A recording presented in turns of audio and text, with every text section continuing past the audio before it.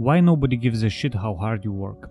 We all tend to confuse efforts and the results, which often leads to waste of time and energy for not significant actions instead of really important ones. Psychologists have seen it long ago. There is some sort of work illusion when we evaluate the job of other people.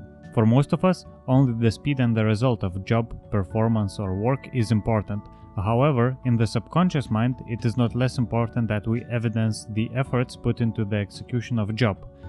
Economist Dan Ariely, who specialized in behavior patterns, shared a story about a locksmith who was receiving less and less tips and more complaints solely because his abilities and expertise has increased significantly. After years of experience, lockpicking took him mere moments, and his clients, seeing how easy he found it, had stopped tipping.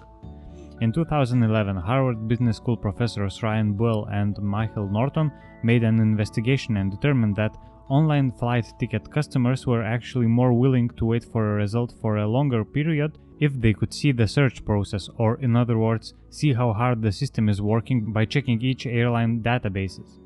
This is not unusual behavior for consumers. The same applies to you, me, and everyone. It is more easy to believe that a 12-hour workday used for responding tons of emails is more valuable than 1 hour of intense brain work, which requires absolute concentration.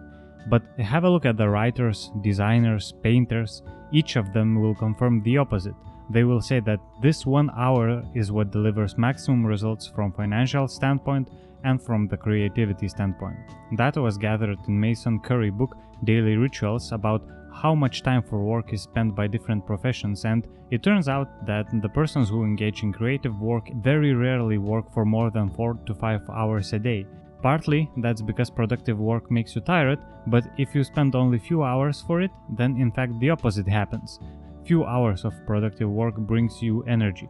It is wrong to evaluate your job by the level of your tiredness. It never works. In most of the companies, and that applies for all of us, we get an impression that the shortest way to receive a promotion is to put more effort, which means spend more hours.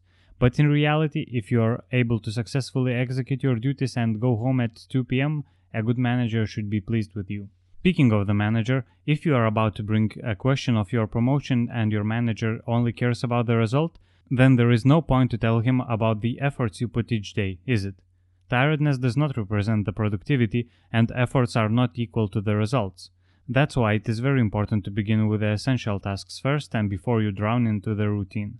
Don't waste those hours when you are full of energy and your brain is most productive.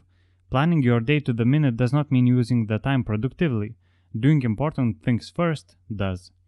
So don't spend too much time because it becomes inefficient. You don't want to make an impression of an old, huge printing machine which does the work perfectly, though makes 5 times more time than expected and use more paint than required, and everyone just can't wait to update it to a newer one.